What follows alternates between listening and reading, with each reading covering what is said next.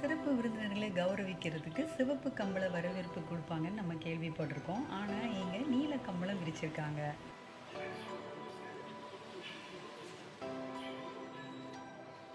அரிய வகை தவளை இங்கே வாழுதுங்கிற ஒரு தகவலோட இந்த இடத்த பாதுகாத்துட்டும் வர்றாங்க.